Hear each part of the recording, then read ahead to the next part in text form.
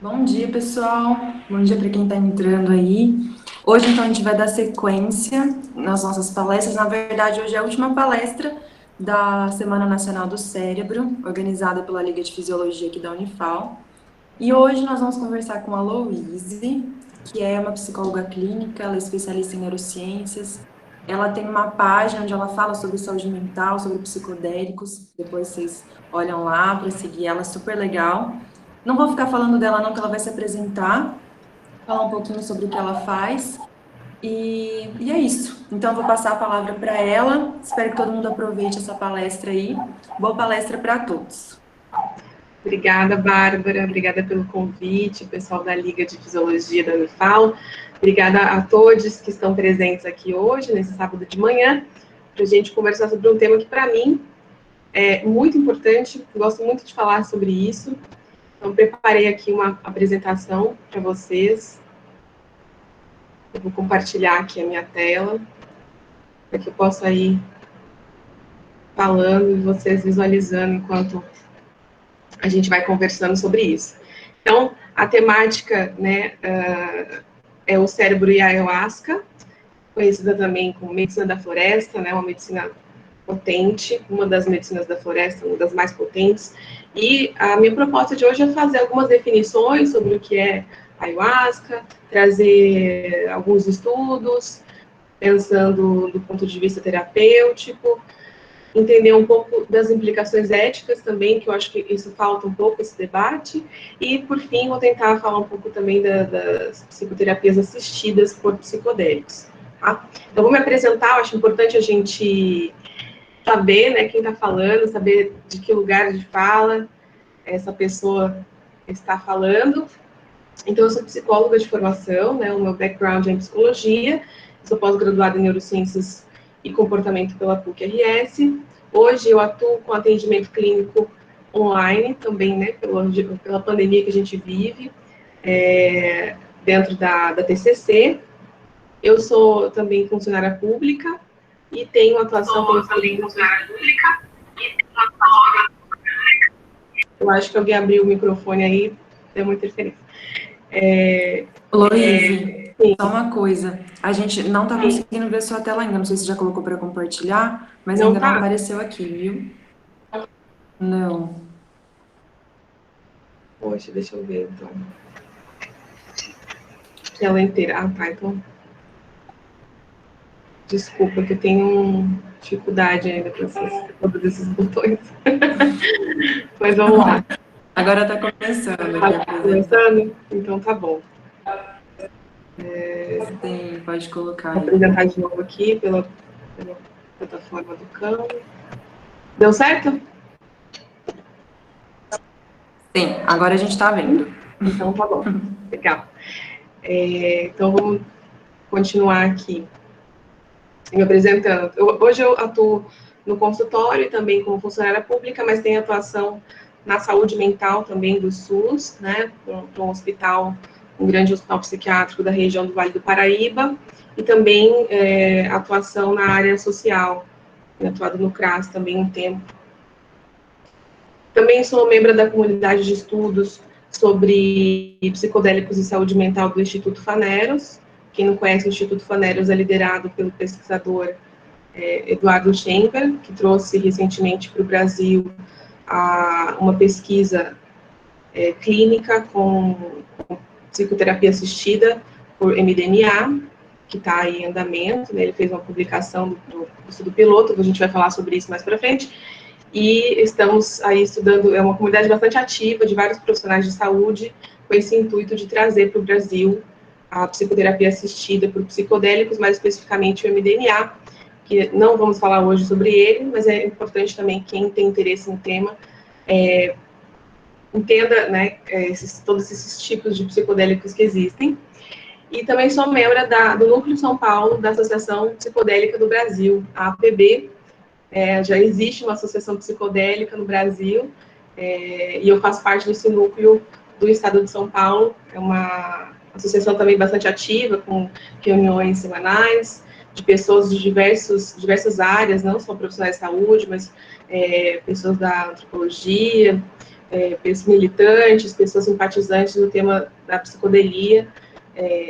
Muito interessante também todo o trabalho que eles fazem. Eles têm um site interessante com vários materiais. Quem quiser aprofundar, conhecer, pode acessar o site da Associação Psicodélica também.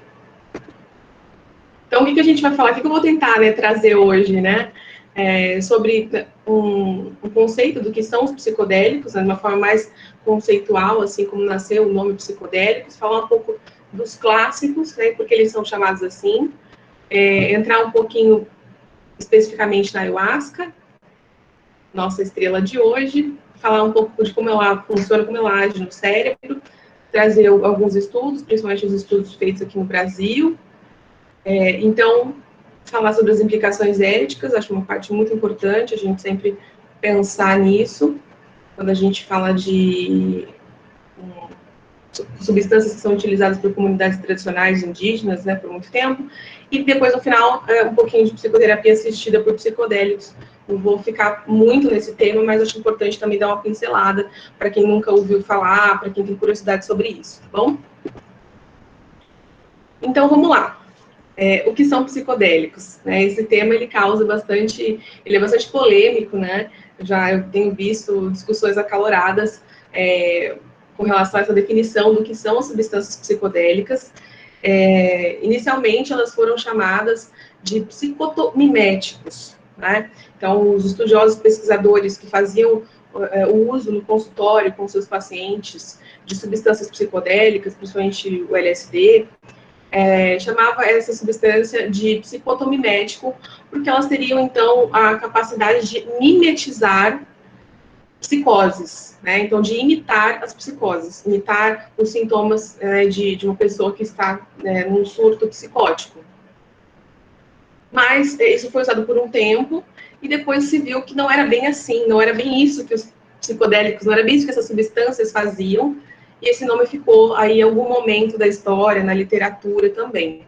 Depois foi utilizado, ou mais ou menos ao mesmo tempo, também foi utilizado o nome psicolítico, para se referir aos psicodélicos, porque eles eram utilizados dentro, né, de psicoterapia, só que daí em doses baixas, em doses pequenas. Na época, existia um grande... Na Europa, principalmente, a psicanálise estava crescendo muito, né? Era a teoria mais utilizada no momento, a psicanálise.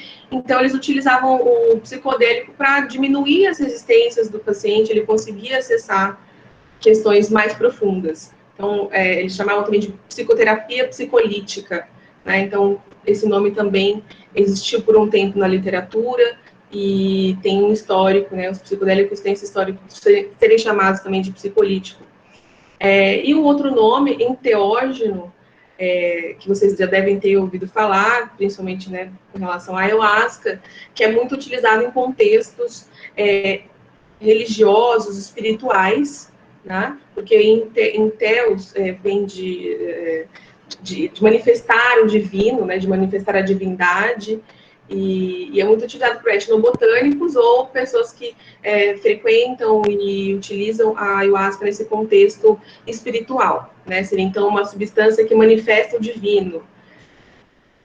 E outro nome que ainda é utilizado, né, principalmente na literatura de psicopatologia, que é alucinógeno, que vem do termo alucinar, né? É um termo que alguns pesquisadores vêm considerando como pejorativo para se referir aos psicodélicos. Ele vem caindo em desuso justamente, né, pelo mesmo fato dos psicotomiméticos, né? Porque quando se utiliza a substância psicodélica, o que acontece, né, em termos de efeitos, não é algo tão semelhante assim a uma alucinação, porque a alucinação é quando a pessoa não tem a consciência, não consegue discernir o que está acontecendo na realidade e o que é efeito de tal substância, certo? Então, um paciente psiquiátrico, um paciente que tem um surto psicótico, por exemplo, é muito difícil para ele, dentro daquele processo, né, de alucinação, delírio, entender o que é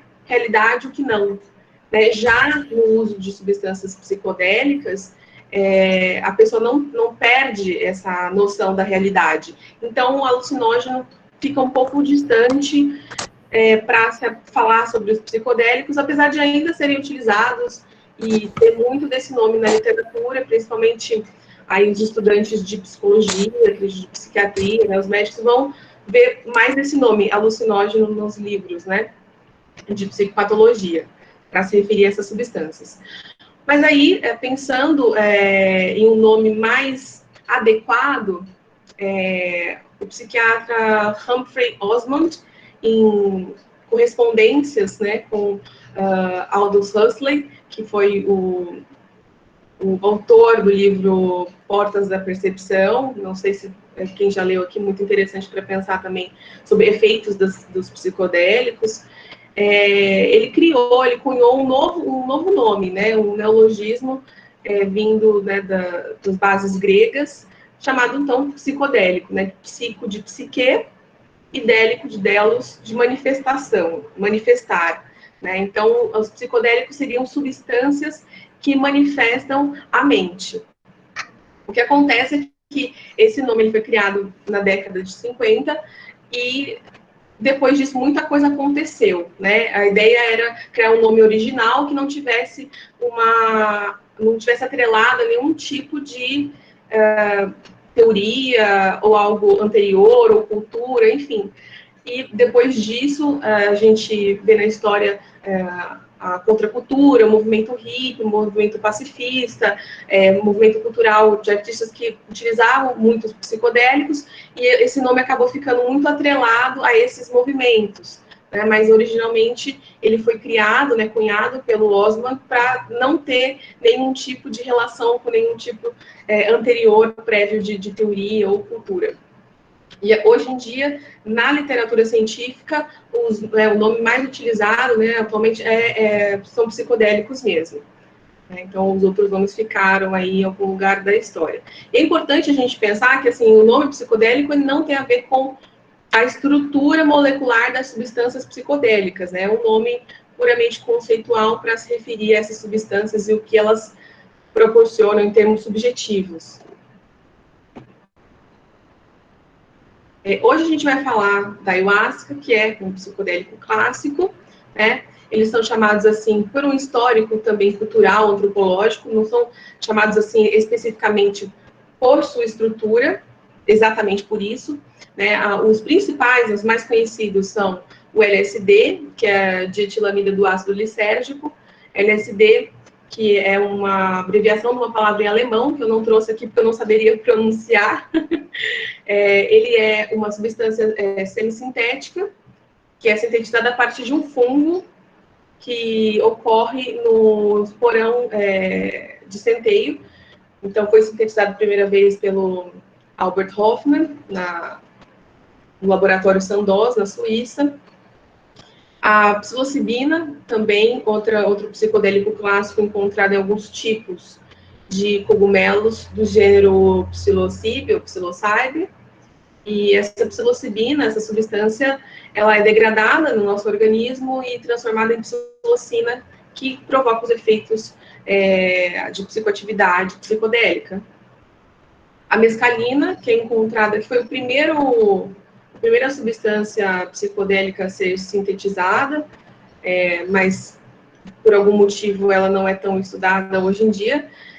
A mescalina é encontrada em alguns tipos de cactos, principalmente no peiote e no outro cacto na América do Sul, chamado de San Pedro, ou San Pedrito. E o DMT, né, que é também uma abreviação da ANN de metiltriptamina, que é encontrada em algumas plantas aqui na bacia amazônica, né, e outras plantas também, diversos tipos de plantas e animais, mas que é a substância que a gente vai falar hoje, porque é a substância que é encontrada na ayahuasca, né? Então, todos esses são... existem outros tipos de psicodélicos também dessa classe, mas os principais são esses, e eles são chamados psicodélicos clássicos porque tem uma estrutura molecular muito similar a um neurotransmissor que a gente tem no nosso organismo, que é a serotonina. Né? Então, a estrutura desses psicodélicos clássicos é muito similar à serotonina, então se liga a receptores desse neurotransmissor. Né? acho importante a gente pensar como funciona, então, esse neurotransmissor, como funciona o sistema serotoninérgico no nosso corpo, né? No que ele influencia, né? Então, ele regula as funções cerebrais, ele regula as funções de humor, sono, atividade sexual, apetite, o nosso ritmo, as funções endócrinas, temperatura corporal e sensibilidade à dor, as atividades motoras e funções cognitivas. Ou seja, muita coisa, quase tudo, né? Ele influencia em muitas funções do nosso corpo, e especificamente os psicodélicos serotoninérgicos vão se ligar em alguns tipos de neurotransmissores, de receptores desse neurotransmissor, de serotonina, principalmente o receptor 5-HT2A, que é encontrado principalmente em regiões do córtex. Ele também se liga em receptores do 5-HT2C, mas em menor quantidade. Então, a gente vai entender que ele se liga mais nesse HT2A, que modula as funções superiores, né, as funções cognitivas superiores, né, de atenção, memória, linguagem, percepção. Então, quando no efeito, né, de uma substância psicodélica clássica, essas funções são moduladas, a experiência é modulada por essas, também por esses receptores que estão ali ligados a essa molécula. A ayahuasca, então, que é um psicodélico clássico que tem o DMT, se liga nesses receptores. Acho que é importante a gente, além da questão farmacológica, química, entender também conceitualmente o que é a ayahuasca, de onde ela vem, né? Não banalizar essa bebida.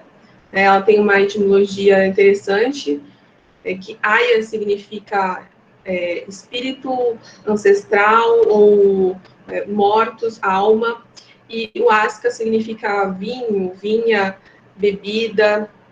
E aí a ayahuasca seria então o vinho das almas, ou o vinho do espírito, a bebida, uma bebida ancestral, enfim, algo por aí, né? É difícil a gente fazer uma tradução literal, porque é uma língua, né, a língua quechua, da nação indígena quechua.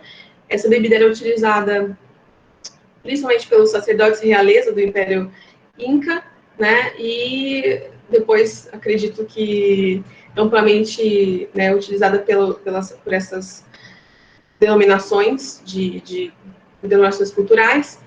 E no Brasil é conhecida pelos tupis como iagé, mas também oasca pelos caboclos, seringueiro, e também conhecida como vegetal e santo daime, mais recentemente rebatizada aí por pessoas que criaram religiões tipicamente brasileiras, que rebatizaram a ayahuasca com esse nome de santo daime, ou vegetal. Tá? Também, em alguns momentos, é falada também iagé, tá? Aqui, nos índios tupis. Bom, o que é a ayahuasca? A decocção, né, não é uma infusão, é a decocção de duas plantas, o cipó, que é uma espécie um cipó da espécie Banisteriopsis caapi. Existem outras espécies também, mas a principal, mais utilizada é essa, e as folhas da Psychotria viridis, ou da cabrerana, que não é tão comum, mais comum que se encontra a Psychotria viridis, mas existem outras combinações possíveis também, da jurema, por exemplo, uma bebida que tem esse mesmo mecanismo, mas a ayahuasca a gente vê que as combinações são dessas duas plantas. E como que elas agem, né? Como que essa combinação, essa sinergia das duas plantas, essa decocção age no cérebro? A ayahuasca, ela é inibidora da MAO, ela tem essa potência de inibir a MAO. Ela não é ativa, né? A planta Psychotria viridis, que tem o DMT, ela não é ativa oralmente. Então, por exemplo, se a pessoa fizer um chá dessa planta, das folhas, não existe psicoatividade, mas em combinação com o cipó, que possui beta-carbolinas, que são armina, armalina e tetraidroamina, esse cipó, essas beta-carbolinas do cipó, têm a potência de inibir a enzima mal, que é a monoamina oxidase, e então tornar o DMT ativo no cérebro. Então, esse é um mecanismo de ação no cérebro, e com isso, o DMT se torna um agonista serotoninérgico, ativando, então, receptores 5-HT2A, ativando receptores de serotonina no cérebro. Isso também poderia dificultar, essa ativação dos receptores de serotonina poderiam dificultar a própria psicoatividade do DMT, porque com muita ativação serotoninérgica, o neurotransmissor de serotonina se ligaria nesses receptores e competiriam, então, por espaços, né, junto com a DMT. Porém, isso também, nas pesquisas, são mostrados que esse efeito, esse mecanismo, também pode prolongar o tempo de vida útil do DMT no cérebro, né? Então, são dois tipos de mecanismos no cérebro que funciona, eu acho que funciona dessa forma. Como que eu uso, né? Acho importante a gente pensar que a gente está falando de pesquisas e existe um uso no Brasil regulamentado, legal, possível de ser realizado, que é o uso ritual, que é permitido desde 87 e regulamentado mesmo com uma portaria no CONAGE de 2010, né? Para acontecer, né, essa regulamentação de 2010, houveram muitos grupos de trabalho, muitas reuniões, muitas visitas, muita discussão interdisciplinar para se poder regulamentar esse uso, né, que é um uso realizado por grupos tradicionais. Assim, já existe há pelo menos 100 anos esse uso no Brasil dessa bebida indígena. Então, foi um grande trabalho para se conseguir essa regulamentação, que ainda não é uma lei, mas é uma regulamentação de uso possível para uso restrito religioso.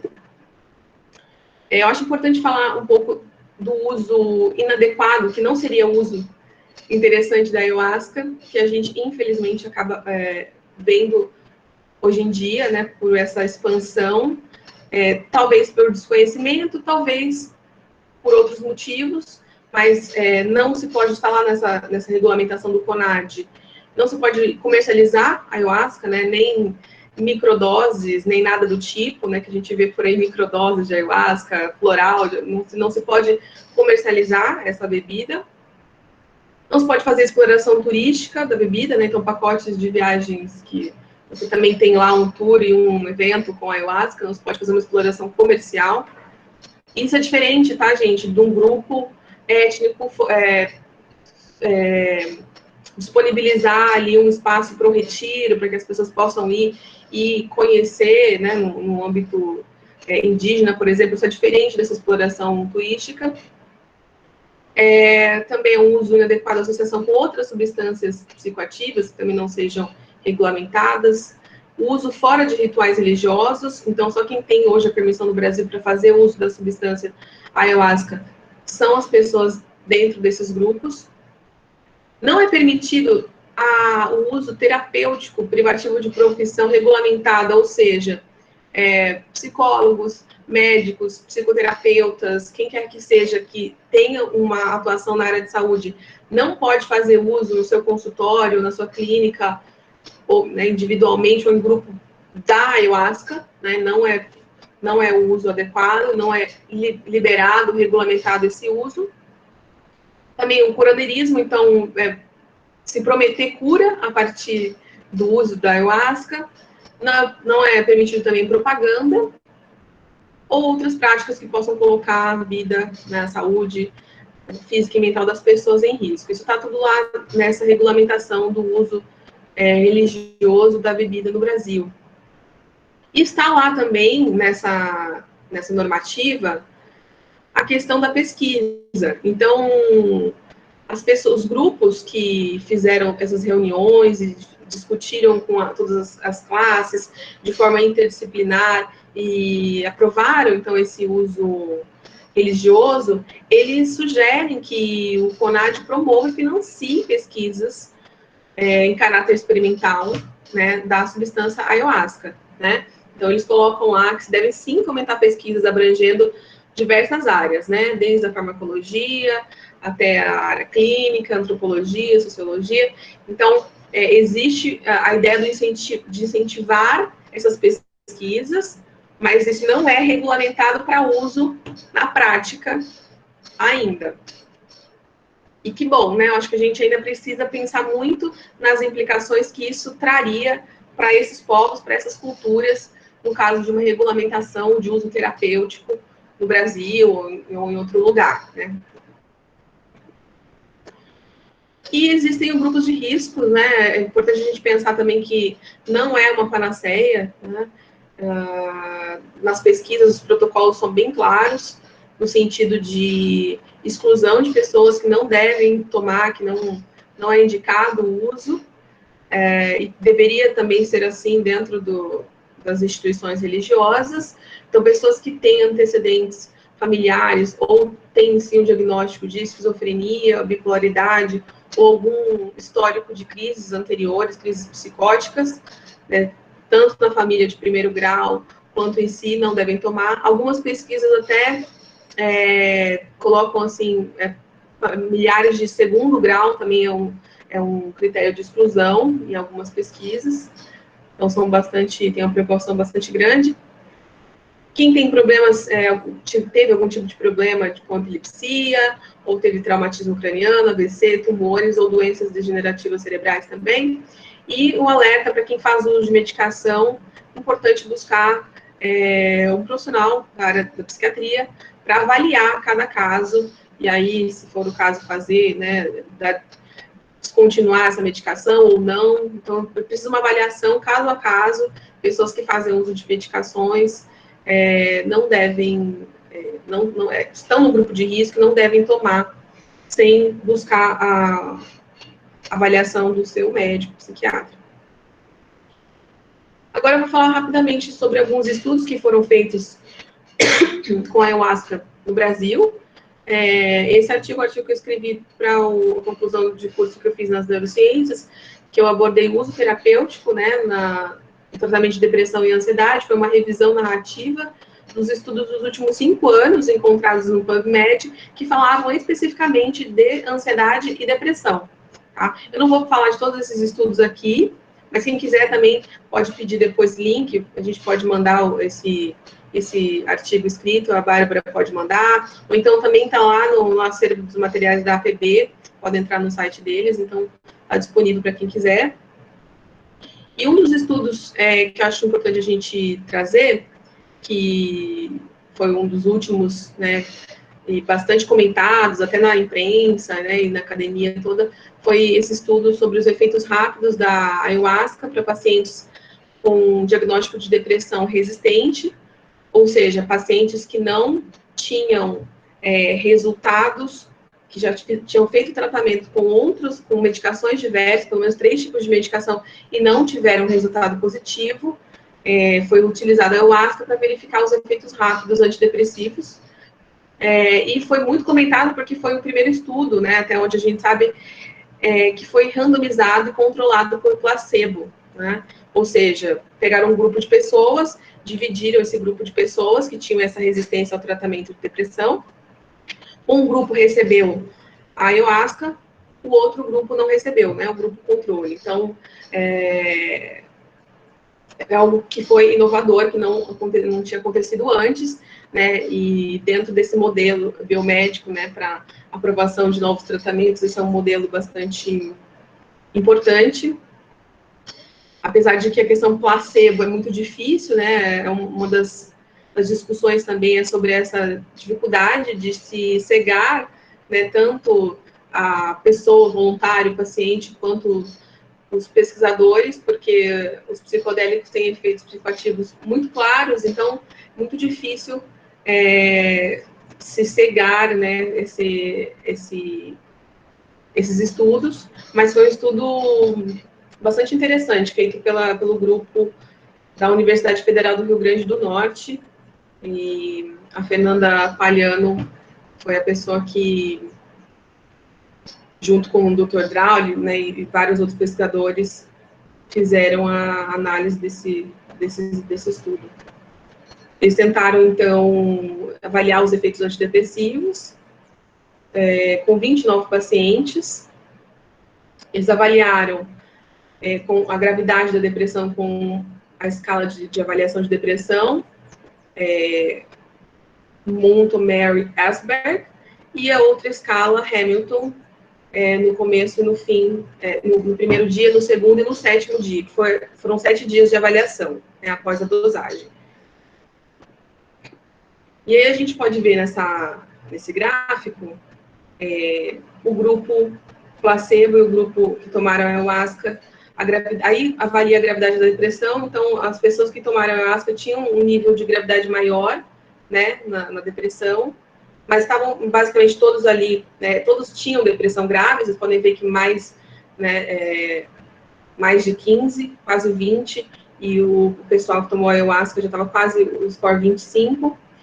E no sétimo dia, então no final, né, eles avaliaram novamente. As pessoas do grupo que utilizaram o placebo tiveram uma redução muito pequena, e as pessoas que utilizaram a ayahuasca tiveram uma redução drástica no nível de gravidade da depressão. Né? Então, isso é a avaliação do primeiro dia, né, anterior ao uso da ayahuasca, e do sétimo dia.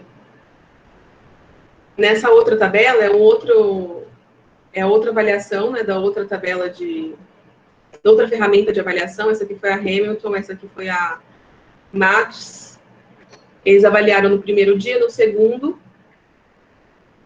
e no sétimo dia, no primeiro, no segundo e no sétimo dia. Então, tem a linha de base lá no início, como vocês podem ver, vocês puderam ver na outra tabela também.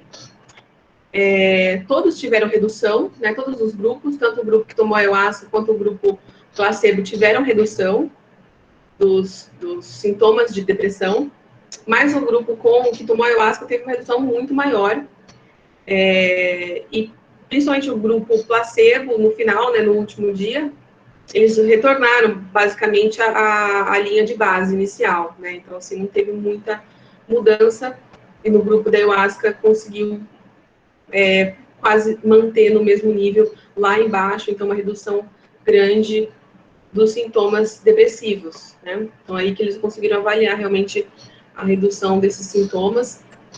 As taxas de resposta no sétimo dia para o grupo que tomou ayahuasca foi de 64% versus 27% para o grupo em azul ali, né, que utilizou placebo. E as taxas de remissão dos sintomas, remissão da depressão, também foram altas. Foram altas para os dois grupos inicialmente. Vocês podem ver que o grupo de placebo, até no primeiro e no segundo dia, tiveram remissão maior, mas o curioso foi que no último dia diminuiu muito essa remissão dos sintomas, né? Então, no sétimo dia, o grupo que tomou ayahuasca conseguiu manter, né, um índice bom de remissão, e o grupo do placebo, apesar, né, do segundo dia, ou seja, dia seguinte do uso da ayahuasca ter tido uma remissão alta, no sétimo dia já isso não se manteve, né, isso caiu para 7%. Esse foi um outro estudo que derivou desse primeiro, né, foi uma análise feita pela doutora Nicole Leite, também lá da Universidade de Rio Grande do Norte, que eles avaliaram biomarcadores, né, relativos a esses efeitos antidepressivos.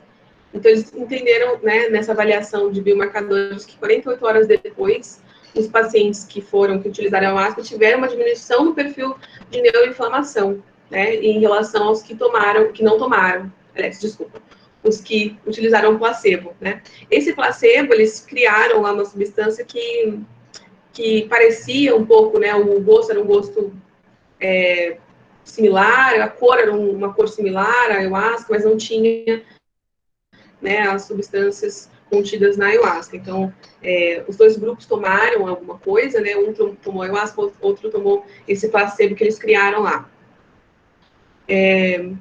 E eles avaliaram, então, o biomarcador utilizado para avaliar esses efeitos antidepressivos foi a proteína C reativa, que foi reduzida diante do uso da ayahuasca, né? Sendo, então, relacionada a essa melhora dos pacientes que tinham esse diagnóstico de depressão. A proteína C reativa produzida no fígado como resposta da ativação inflamatória, né? Eles colocam que não é uma exclusividade de pessoas com depressão, mas pessoas que têm depressão né, cerca de 30% dos casos que não melhoram, eles associam, né, essa proteína a esses casos de depressão crônica, né, que não melhora com diversos tipos de tratamentos com os alopáticos, né, os antidepressivos clássicos. Eles também perceberam que a ayahuasca agiu sobre a BDNF, que é o fator neurotrófico derivado do cérebro, então promovendo mais neuroplasticidade, né, que é a capacidade do sistema de se adaptar, criar novos estímulos, novas sinapses, né, e quem tomou a ayahuasca teve os níveis de BDNF aumentados, elevados, né, o que não ocorreu para o grupo que não tomou, que tomou o placebo. Então, esse é o estudo de biomarcadores, mas a ayahuasca, né, não só a ayahuasca, mas os psicodélicos serotoninérgicos estão relacionados também a outros fatores, assim, que se pode associar às melhoras, né, clínicas que se veem nos pacientes que utilizam essas substâncias nas pesquisas clínicas, obviamente, né, em âmbito de pesquisa. Essa foi uma imagem, é uma representação gráfica que foi produzida de um estudo de 2004, que mostra também um grupo placebo e um grupo que utilizou uma substância, a psilocibina, né, não foi no caso a ayahuasca, mas eu achei interessante. Essa é uma imagem bastante utilizada, assim, tem muito dela na internet, essa representação gráfica, né, para entender sobre a conectividade, a hiperconectividade que ocorre no cérebro quando no uso dessas substâncias serotoninérgicas, né? Então, isso vem sendo cada vez mais estudado, e eu quis trazer para vocês visualizarem, se é que vocês já não viram essa representação de quão mais conexões foram possíveis, né, de acontecer no uso durante, né, o efeito da substância, no caso dessa representação aí, a psilocibina, né? Também estão relacionados à menor atividade da Default Mode Network, né? Essa Default Mode Network é um conjunto, na verdade, de regiões cerebrais que estão relacionadas, muita ativação dessas regiões estão relacionadas a pessoas mais ansiosas, mais neuróticas, com mais depressão, e os psicodélicos que eles têm observado, as pesquisas têm observado, é que diminui a atividade dessas regiões, né? Então, a pessoa que está...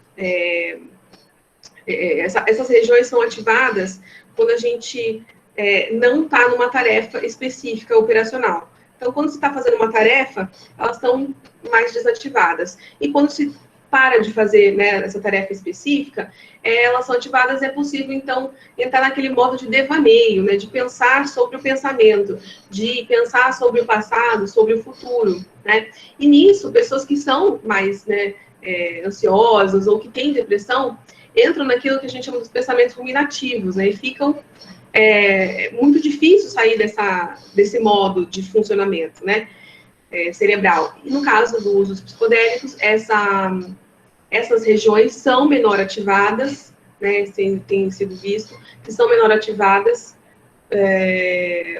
e, consequentemente, esses pensamentos diminuem, a pessoa se sente melhor. Então, está relacionado ao maior bem-estar por conta desse afrouxamento da Default Mode Network.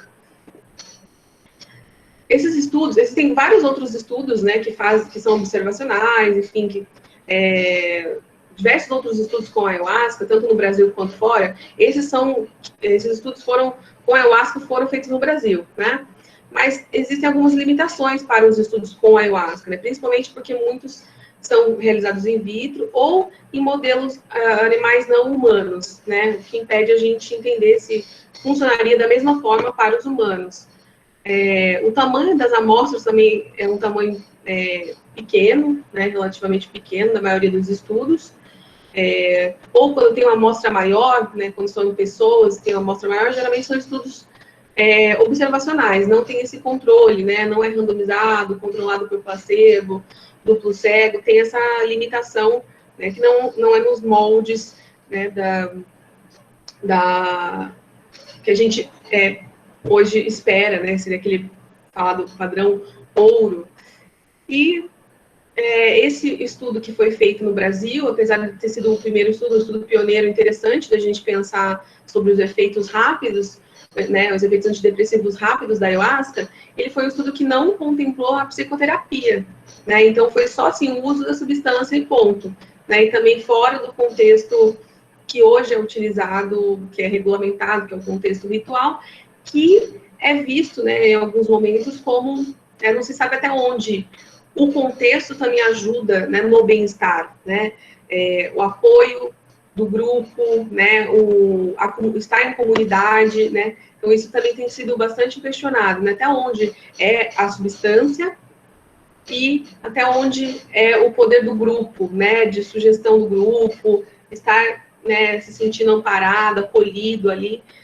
Então tem essa questão, né, esse estudo foi feito sem a psicoterapia, o que é complicado, porque a gente pensa que não é só uma substância, a gente vai entrar nesse modelo puramente farmacológico, né, uma repetição do que a gente já tem hoje, né, dos medicamentos que são utilizados para depressão, que você vai lá na farmácia, compra, toma durante um tempo e a medicação, né, faz um efeito ali. Obviamente que os bons psiquiatras que fazem indicação dessas medicações também indicam a psicoterapia, mas muitas vezes isso não acontece, né? Então tem essa ideia da medicação fazer, né, o milagre, da substância resolver a situação, né, de sofrimento, de dor. Então, talvez associar novas pesquisas com psicoterapia seja mais interessante. Então, essas são algumas limitações dos experimentos com a ayahuasca, além da questão ética, né? Então, o quão ético é você retirar esse composto, retirar essa bebida utilizada por milhares de anos, por culturas ancestrais e tradicionais, e levar para o laboratório, né, descontextualizar e aí fazer uma aplicação de um modelo biomédico que exclui, né, muitas vezes essa ideia de que é uma propriedade intelectual de um povo, né? Então existem implicações éticas também das pesquisas, que eu acho importante que novas pesquisas com a ayahuasca considerem isso também, né? E que seja algo multidisciplinar, interdisciplinar, né? Que todas as áreas possam considerar essas questões, não só aquelas que já versam sobre isso, né? A sociologia, a antropologia, mas que os designs dos estudos sejam todos também pensados, nas outras áreas possam também pensar essas implicações éticas. Então, a gente está falando aqui com o pessoal da fisiologia, tem, né, várias pessoas da biomedicina, então, até onde, né, o seu estudo também contempla essas populações, né, ou pensa que essa bebida, né, a ayahuasca, veio, né, e foi cultuada, protegida, e é utilizada de forma tradicional por povos culturais, de forma cultural, e a gente retirar esse conhecimento e aí mudar toda a maneira como é feito. Será que é justo, né, sem ter uma retribuição, ao menos, a esses povos? Então, essas implicações são importantes. Um artigo recente, né, publicado por 4 autores relacionados ao preocupações éticas, né, no uso da psilocibina, preocupações com relação ao patrimônio intelectual da psilocibina, eles trazem diversos tratados, né, eles mostram diversos tratados que foram realizados e assinados pela maioria das nações, né, democráticas, que versam sobre essa proteção, né, da propriedade intelectual. Esse artigo, especificamente, estava falando da psilocibina, né, que vem dos cogumelos utilizados, né, até hoje de forma sagrada pelos povos mazatecas. Mas a gente pode transpor um pouco isso para ayahuasca, porque também é uma substância que tem esse valor cultural, né, também durante muito tempo, e vem dessa base indígena, né. Então, na Convenção dos Povos Indígenas, de 89, né, fica estabelecido que os valores e práticas sociais, culturais, religiosas e espirituais devem ser reconhecidos e protegidos, né? E a gente tem que pensar até onde, dentro das pesquisas biomédicas com a ayahuasca, isso é considerado, né? Os governos, então, devem consultar os povos interessados por meio de procedimentos apropriados e de instituições representativas deles próprios, sempre que houver consideração a medidas legislativas, administrativas, que possam afetá-los diretamente. Então, isso a gente pensa de uma possível regulamentação, por exemplo, do uso terapêutico da ayahuasca, como poderia se dar isso sem a consulta a esses povos, né, ou sem a retribuição justa a essa cultura ancestral que utiliza a ayahuasca de uma forma muito diferente da que é vista nesses estudos, né.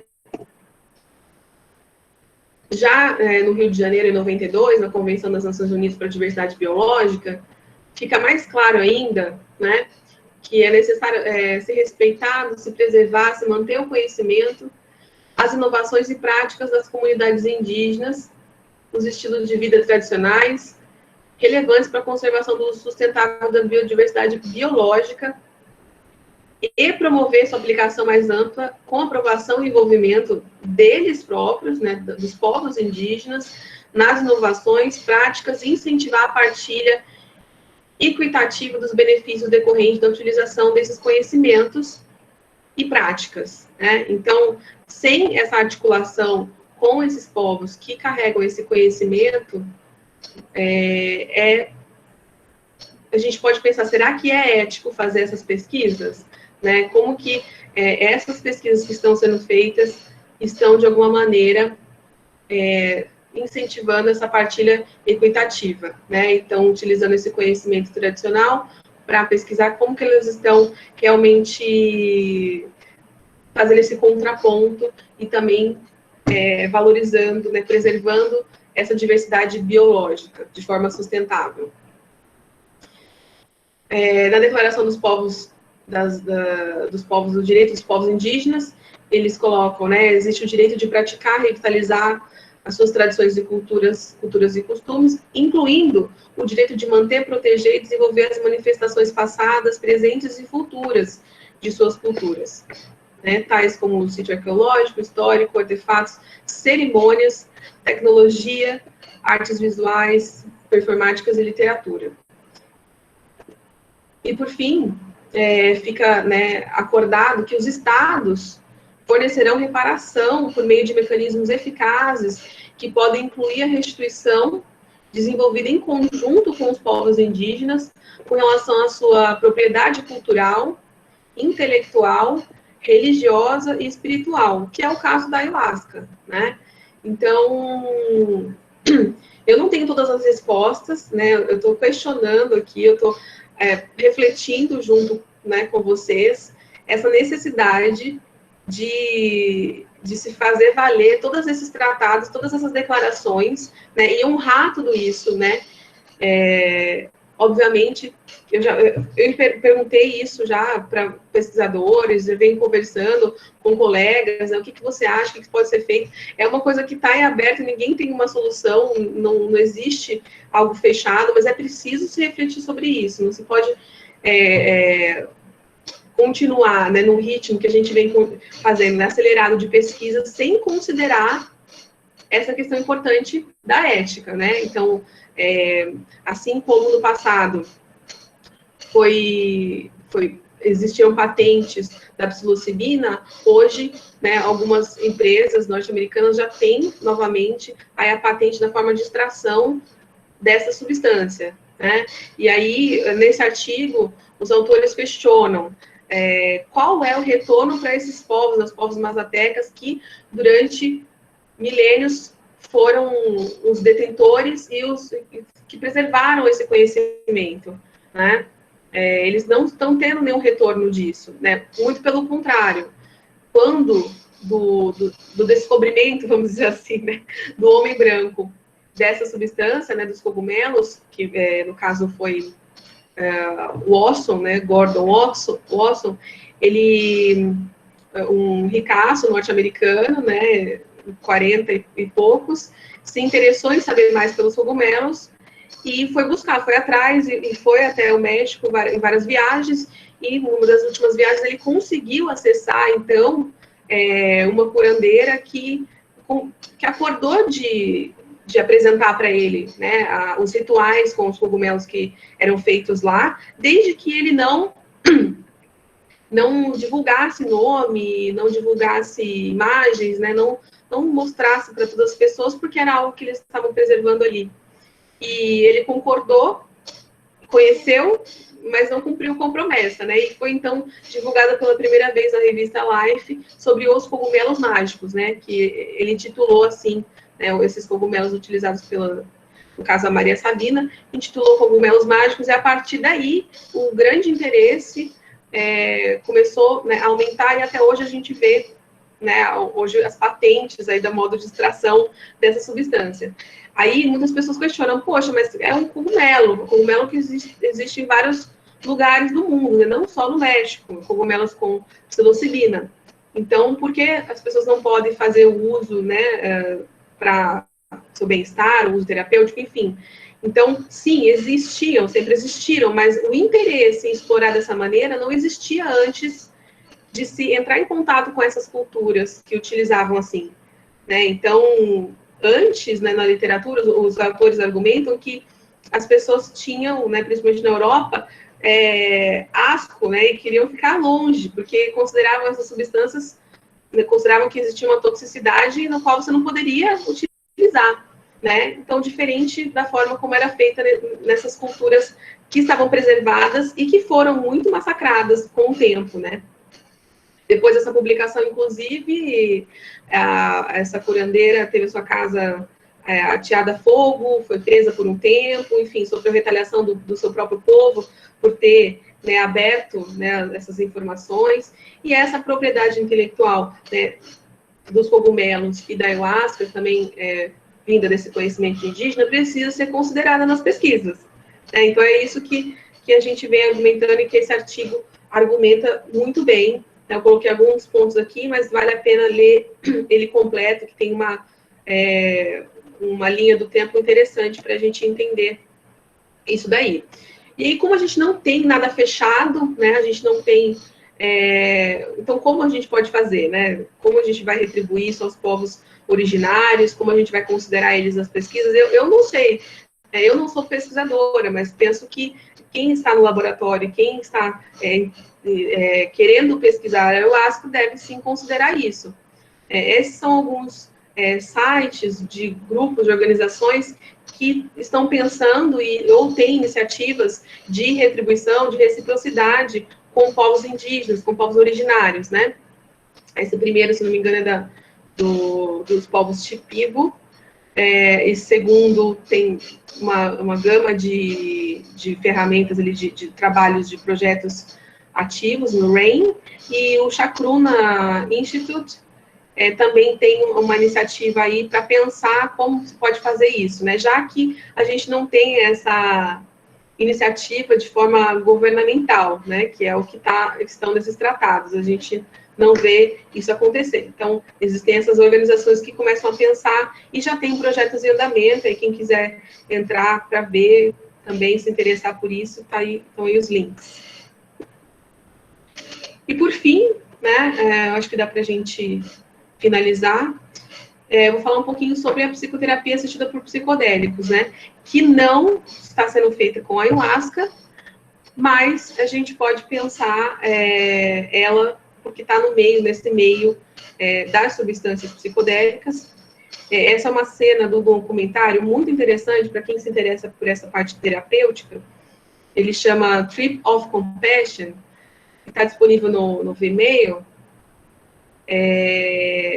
Essa cena aí é de um estudo, na realidade, que foi feito em parceria com a MAPS, que é uma instituição sem fins lucrativos que estuda psicodélicos, principalmente é a instituição que tem financiado os estudos de psicoterapia assistida com MDMA nos Estados Unidos e também com outras substâncias, que já recebeu da FDA, que é a Anvisa dos Estados Unidos, né, a agência regulatória, uma nomeação de Breakthrough Therapy, que é uma terapia disruptiva, inovadora, e isso ajuda aí o caminhar das pesquisas a se acelerarem para que isso possa vir a acontecer na realidade, né, na vida dos cidadãos mesmo, né, de forma legal. Porque essas substâncias que a gente está falando aqui, a maioria delas, né, todas, hoje em dia, são proscritas, não são permitidas o uso, a não ser a ayahuasca no uso religioso e algumas brechas aí com relação à psilocibina, mas ainda não muito claro, né? Então, são substâncias que não são permitidas e esses protocolos de pesquisa vêm trazendo uma abordagem muito interessante, que não é o foco na substância em si, mas é o foco na psicoterapia, né? Com a substância. Mas, assim, são mais psicoterapias do que usos, né, de substância psicodélica. Essa imagem aí vem desse estudo que foi feito em parceria com a MAPS. Nesse caso aí foi o estudo de Israel. Então, esse documentário é interessantíssimo, que mostra realmente o que estava acontecendo ali, né? Não é encenação, é um documentário que mostra partes ali da psicoterapia do paciente, mostra um pouco do histórico desse paciente. São todos pacientes com diagnóstico de TEPT, que é o transtorno do estresse pós-traumático grave, né? Mulheres que sofreram abuso sexual, homens que vieram da guerra, pessoas que foram abusadas, enfim, várias situações diferentes, e é mostrado no documentário, assim, um documentário muito emocionante, né? Eu me emocionei bastante assistindo, porque, na verdade, essa é a minha praia, o que eu quero fazer, o que eu pretendo fazer, né? Ser terapeuta dentro desse modelo de psicoterapia assistida por psicodélicos. Então, para mim, foi muito emocionante. Fica a indicação. E esse foi o primeiro estudo publicado no Brasil foi o estudo piloto, né? Feito com vítimas de abuso sexual, todas mulheres, nesse modelo de psicoterapia assistida por psicodélicos, né? Foi um estudo liderado pelo Eduardo Schemper, que é o diretor do Instituto Phaneros. É um estudo recente, né? Ele foi publicado ano passado. Então, o que acontece, né? Como que peguei aqui isso aqui de um outro estudo, mas também é o mesmo modelo, né? É um outro artigo, mas é do mesmo estudo. Então, o que acontece? Foi um estudo piloto, então foram poucos pacientes, foram 3 pacientes, né, que foram tratados com essa substância. Essas 3 mulheres tinham ali um grau alto, né, de TEPT, vocês podem ver no começo ali, né, a escala 90, 78 e 72. Se não me engano, nessa escala, a partir de 60 já é considerado grave, né, um nível muito alto. Então, que, no caso, essa patologia estaria paralisando a vida da pessoa, né, em todos os âmbitos da vida pessoal, profissional, amoroso, intelectual, afetivo, todos esses estão muito afetados pelo problema, né, pelo TEPT, que aí tem diversos sintomas específicos, e foram 3 pacientes que foram tratados, iniciaram nesse grau, né, de gravidade aí. Vocês podem ver nessa imagem que a ênfase é na psicoterapia, né, são 15 sessões no total, e são apenas 3 com o MDMA. Então, são 3 sessões preparatórias, né? P1, P2, P3, sessões preparatórias. Uma sessão com MDMA, né, numa dosagem de 75 microgramas. E aí a pessoa pode escolher ou não tomar mais metade disso. Depois, são 3 sessões de integração dessa primeira. E na metade do tratamento, mais uma sessão com MDMA, onde a pessoa pode tomar a mesma dosagem ou uma dosagem um pouco maior, e mais a metade dela, isso fica a critério. Mais 3 sessões de psicoterapia, né, de integração também dessa segunda dosagem, e a última sessão com MDMA e outras 3 sessões de integração. Né? Então, essa psicoterapia assistida, ela é feita, ele tem uma imagem, né, ela é feita com duas pessoas, né, treinadas, né, um terapeuta, um coterapeuta, juntos, sempre na sala. Né, as sessões com MDMA são mais demoradas, são mais alongadas, né, pelo tempo, o efeito da substância, e as outras sessões continuam sendo com esses 2 terapeutas, né, que a pessoa vai trazer a problemática que ela está vivendo, né, conversar sobre, né, o que pode acontecer, quais são os medos, receios e dúvidas dela com relação à substância, e depois integrando tudo que ela conseguiu acessar a partir dessa utilização, né? E aí o MDMA não é um psicodélico clássico, né? Ele não tem esses efeitos, principalmente os efeitos visuais, psicodélicos, ele não age da mesma maneira no cérebro, mas ele tem um potencial de causar muita empatia, ele é chamado de empatógeno até, pelo fato de diminuir as resistências e promover uma maior ligação entre as pessoas ali. Então, também por isso é importante que seja feito num ambiente, né, adequado, por pessoas treinadas, e até a importância das duas pessoas, de dois terapeutas, geralmente é sempre um homem e uma mulher, para também diminuir riscos, por exemplo, de abusos, né, no uso dessa substância, no contexto terapêutico. Então, assim, diminuindo, mitigando riscos, porque, né, esses riscos existem, né? Então, existem vários protocolos e manuais que mitigam esses riscos, né, e treinam as pessoas para que isso não aconteça e que as pessoas que estão sofrendo desse transtorno possam ter acesso a esse tipo de tratamento. Né? São pessoas que já fizeram outros tipos de tratamento, psicoterapia, uso de medicação e não tiveram resultado. E isso é 30%, né, da população que tem o TEPT, até mesmo depressão, geralmente 30%, não tem resultado com os tratamentos já disponíveis aí, né, no mercado. Então, por isso também, né, da justificativa da psicoterapia assistida por psicodélicos ou por MDMA. Bom, acho que é isso que eu queria trazer, falar um pouquinho, dei uma pincelada em todos esses pontos, espero que tenha acrescentado, que tenha trazido alguma coisa nova aí no entendimento de vocês sobre os psicodélicos, sobre a ayahuasca e sobre psicoterapia assistida, e pensando também nas implicações éticas que isso tem. Muito obrigada.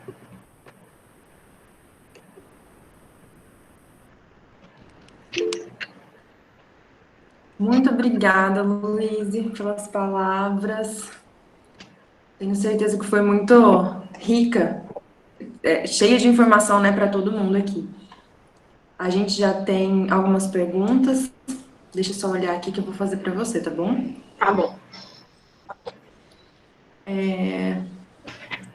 Bom, já gerou até uma discussão aqui no chat também. Ah, é? Eu não estava vendo. Perguntaram sobre o termo. Calma, cadê? Você já ouviu falar sobre floral de ayahuasca? Eu já ouvi falar, assim, na internet, né? Tem muito disso aí na internet, mas não existe pesquisa que eu saiba da eficácia de uma substância, assim, me parece muito com outros tipos de floral, né? Ou até mesmo, não floral, mas homeopatia, né? Que numa quantidade pequena a substância teria um efeito ali. Mas eu não conheço, eu desconheço esse efeito de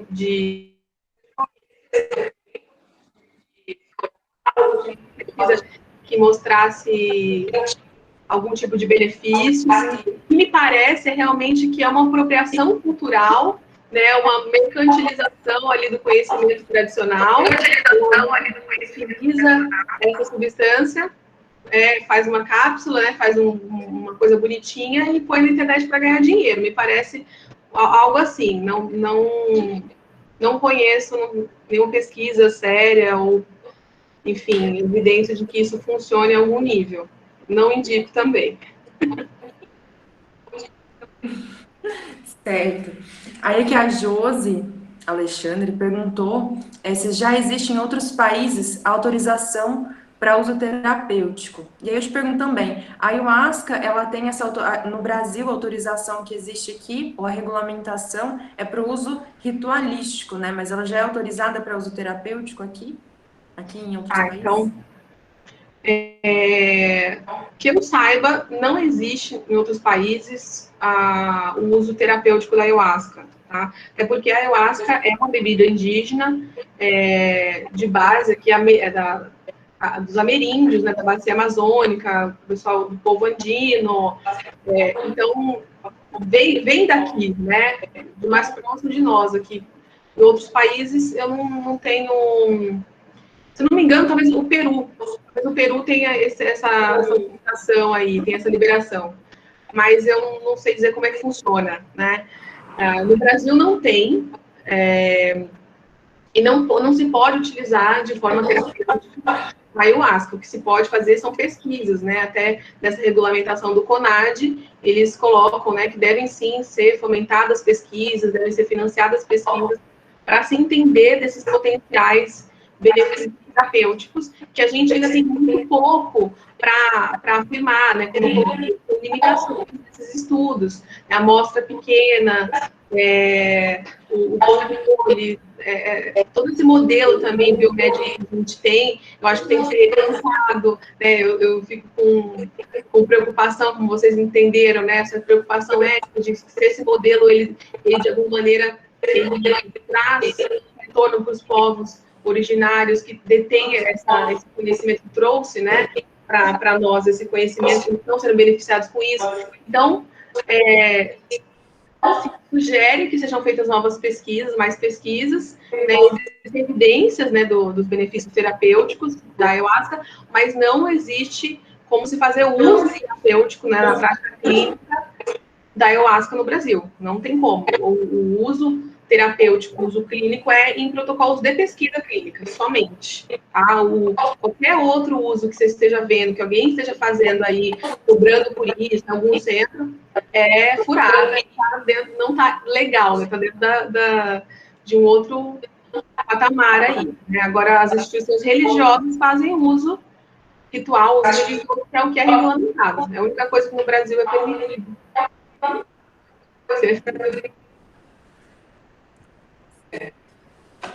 E pegando um gancho com isso, então, nessas pesquisas, a Tati Steven Magri aqui perguntou se nessas pesquisas eles utilizam cápsulas para as doses terapêuticas por conta do gosto do chá ou é o chá mesmo que é utilizado nas pesquisas?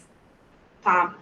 Aí depende muito, né? Nessa que eu coloquei, né, sobre os efeitos rápidos, que foi feita pelo grupo de pesquisa da Universidade Federal do Rio Grande do Norte, eles utilizaram o próprio chá, né? Criaram um chá similar, né, para fazer o placebo, né, com gosto também mais amargo, né? Acho que eles colocaram zinco, se não me engano, e aí fizeram ali alguma coisa para ser o placebo. E muitas pesquisas são utilizadas no chá mesmo, né? As pesquisas da USP de Ribeirão Preto, do Rafael Guimarães, eles utilizam no chá. Várias pesquisas o próprio chá. Agora tem outras que fazem cápsula liofilizada, enfim, mas é mais difícil, assim. Tem também, mas não é, no Brasil não é tão comum, porque é mais fácil de utilizar mesmo o chá, né? Então, depende muito.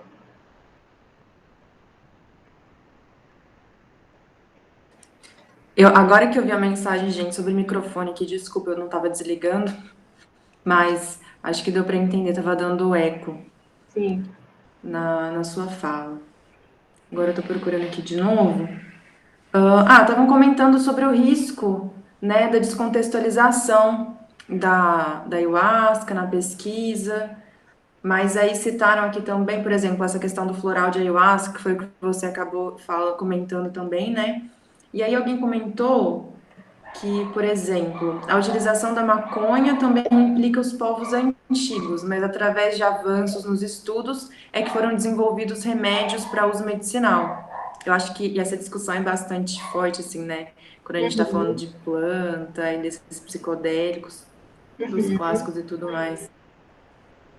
Sim, existe uma banalização de diversas plantas, né? Então, eu não sou contra, né, a ciência investigar os potenciais terapêuticos, a gente descobrir medicamentos, ou principalmente modelos de psicoterapia assistida, ou modelos de psicoterapia que vão ajudar, né? Às vezes você não precisar utilizar um medicamento, mas você conseguir com essa ferramenta que seria essa substância, ajudar no seu processo terapêutico, eu não sou contra isso. Eu só acho que se vai ser utilizado para esse fim, né, para as doenças, né, do homem branco, então esses povos que utilizam de forma tradicional há milhares de anos, né, com a sua cultura, toda uma cultura rica, com vários outros elementos, né, que existem ali junto com a substância, né, eu acho que eles também precisam estar incluídos nesses ganhos que a sociedade vem tendo, que vem avançando, né? Não, senão fica muito fácil, né? Você vai lá numa cultura rica, retira ali, extrai, né? Vampiriza tudo de bom que ela tem, né? E faz um medicamento, faz alguma coisa em prol do seu povo, e eles ficam lá tendo que lutar sozinhos no avanço da invasão de terras, lutar pelo que comer, lutar por poder proteger a sua cultura e os seus ritos e os seus... Enfim, então fica muito complicado a gente fazer isso, né? E isso vem acontecendo há muito tempo, realmente. Então, para o avanço, né, de um povo, acho que assim, todos precisam estar juntos, né? Então, os povos originários, os povos indígenas, precisam ter retorno disso daí, estarem incluídos nisso daí, né? Nas pesquisas, na forma como vai ser feito, ser considerados. Aí você me pergunta, mas então como, Luísa? Eu falei, não tenho todas as respostas, né? Existem iniciativas de organizações, existem institutos. Eu não estou na universidade, mas as pesquisas hoje no Brasil são basicamente feitas pelas universidades federais. Então, quem está fazendo esses estudos precisa pensar também, né? Então, é essa reflexão que eu estou colocando, né? Quem está à frente dos estudos, quem está desenhando esses estudos, esses modelos, que precisam pensar como isso pode ser feito. Porque senão a gente vai por um lado, por um caminho, que ignora toda a história, e aí sim a gente começa a vender floral, de ayahuasca, uma coisa que você nunca viu na vida, aí você achou interessante, legal, fez ali um site, fez um floral e estava ganhando dinheiro, se apropriando, né, da cultura de povos originários, uma cultura rica, com vários elementos, e que vem há muito tempo sofrendo com muitos problemas, justamente por conta desse pensamento colonialista, né? Então, acho que são reflexões importantes e precisam ser pensadas por todos, né? Todas as disciplinas, todos os campos do conhecimento, como eu estou falando, não só, né, a antropologia, a sociologia, como vem acontecendo, né? Então, os outros, principalmente o biomédico, precisa pensar, porque é desse modelo biomédico que a gente está realmente recebendo novas informações, mas muitas vezes se faz uma limpada geral nesse contexto aí cultural, né? Então, será que é isso que a gente quer? Né? Alguma coisa da gente pensar.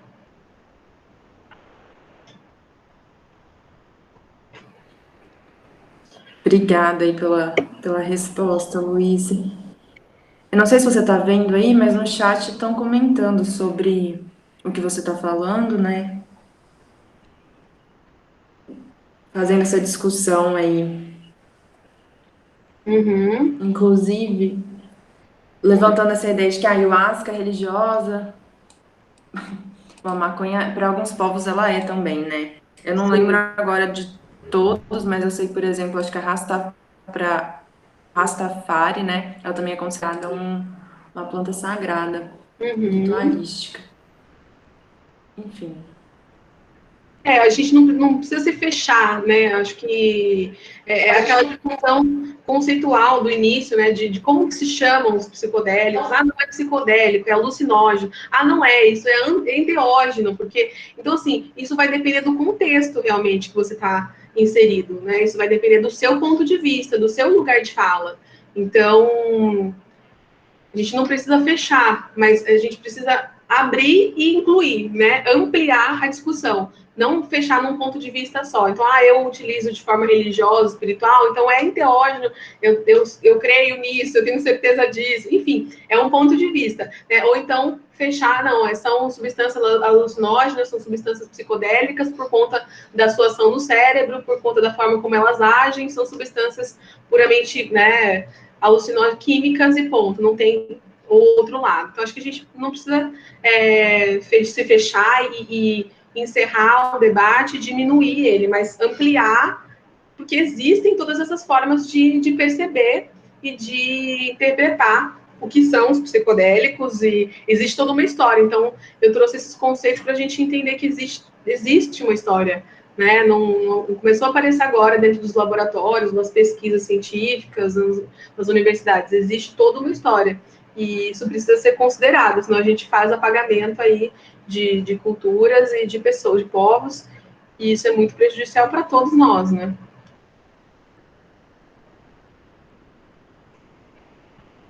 Bom, a gente tem mais uma última pergunta aqui do Márcio. A Tati falou, o termo alucinógeno me incomoda. Me incomoda também, viu?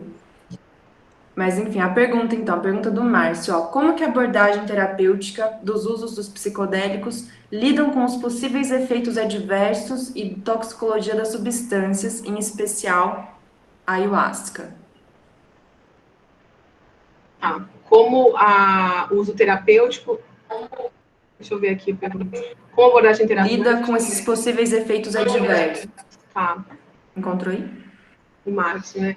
Então, os possíveis efeitos adversos, eu não sei se ele está se referindo a isso, mas acredito que ele esteja falando sobre a purga, né? A purga, ou o fato da ayahuasca produzir, né, vômito mesmo, né?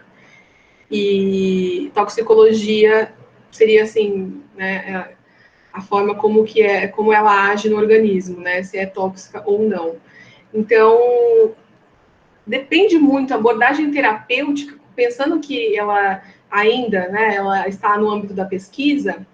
Alguns pesquisadores, como eu falei, né, isso tem a ver com a pergunta anterior. Alguns pesquisadores, para não promover esse efeito purgativo, ou para mitigar, para diminuir, eles fazem isso, né, de liofilizar e colocar em cápsulas, enfim.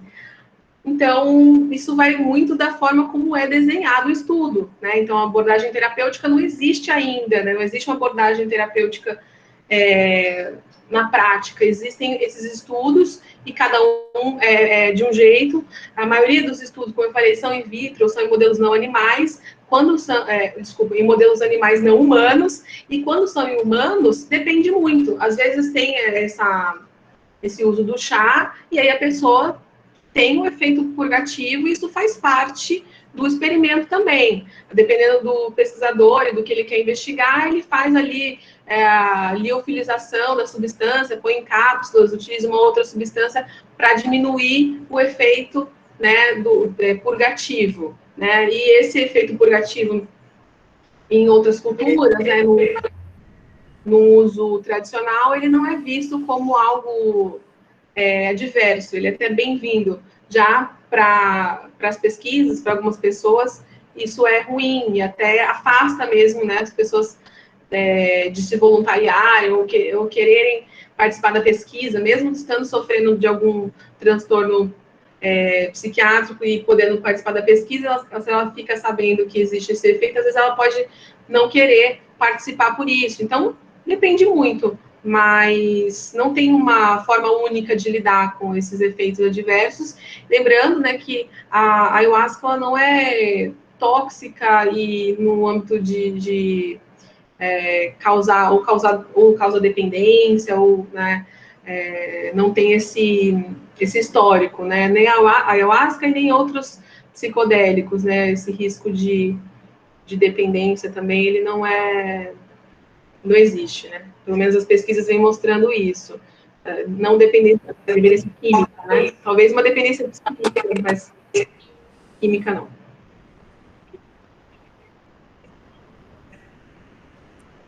E você sabe se tem assim, algum estudo que aborda uma dosagem segura da ayahuasca? Pergunta do Márcio também. Se tem uma dosagem segura dessa substância? Uhum. Esse estudo da Federal do Rio Grande do Norte, deixa eu confirmar, mas eu acho que foi 1 ml por quilo de massa corporal. Eu tenho quase certeza que foi isso, mas tem que confirmar aqui. Então,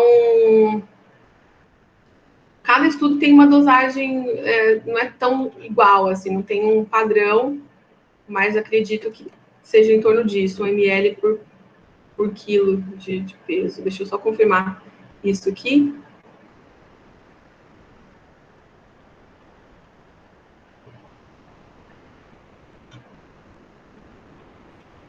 E aí também a gente vai colocando essas informações, lá pediram os artigos que você apresentou aqui, eu vou colocar lá na página da Liga para quem quiser acessar depois pegar. A gente até pode colocar isso também, se você tiver aí fácil, para a gente colocar essa questão da dosagem, aí quem tiver interesse pode pegar lá os arquivos. Aqui, ó, eles administraram 1 ml por quilo, né, nesse estudo da Universidade Federal do Rio Grande do Norte, esse dos efeitos rápidos, que foi controlado por placebo e tal, mas já no outro estudo eles tinham administrado uma dose de 1,67 ml por 300 gramas de peso. Então, uma dosagem bem maior, né? Que é um estudo que foi feito com primatas, por exemplo, né? E, assim, depende, não tem uma... Depende de qual é o modelo, né, que você está utilizando, qual é a amostra que você está utilizando, e o desenho do estudo, não tem, assim, fechado. Mas esse que eu mostrei, esse estudo que foi feito aqui, que é um estudo que foi bastante divulgado, foi 1 ml por quilo de peso. Mas aí, sim, fica disponível depois, a Bárbara pode disponibilizar, né, o link dos artigos também. E como eu falei, se quiserem entrar no site da APB, da Associação Psicodélica no Brasil, tem esse artigo lá com os links e tem vários outros materiais interessantes.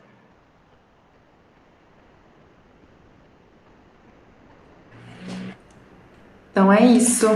Alguém tem mais alguma pergunta para fazer para a Luísa? Eu acho que a gente até passou aqui um pouquinho do tempo, mas tem bastante gente aqui com a gente ainda, então acho que foi proveitoso. O pessoal está falando da palestra, que foi ótima. Obrigada, gente. Parabéns. Bom, então eu quero agradecer também. Eu amei, mas sou suspeita, né? Muito obrigada, Luiz, por ter aceitado o nosso convite, por se disponibilizar, por estar aqui com a gente para passar um pouquinho do que você sabe, do seu conhecimento, dos seus estudos. Eu agradeço em nome da Liga. E é isso, a todo mundo lá agradecendo também. Muito obrigada Obrigada. para todo mundo que participou também. É sábado, né? De manhã e tinha Sim. tanta gente aqui. E é isso então, gente. Muito obrigada. Eu E que um beijo para agradeço, todo mundo. Bárbara, todo mundo que ficou aqui com a gente até agora. Muito legal falar sobre isso.